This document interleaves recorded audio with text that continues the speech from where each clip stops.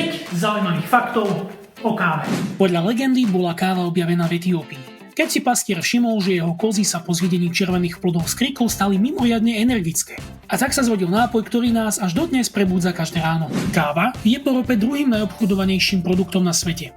Denne sa totiž vypije viac ako 2 miliardy šálok tohto nápoja, čo z nej robí globálny fenomén. Slovo espresso si mnohí spájajú s rýchlosťou, ale v skutočnosti pochádza z talianskeho slova esprimere, čo znamená vytlačiť. Tento názov sa vzťahuje na spôsob, akým sa voda pod tlakom pretlačí cez kávu.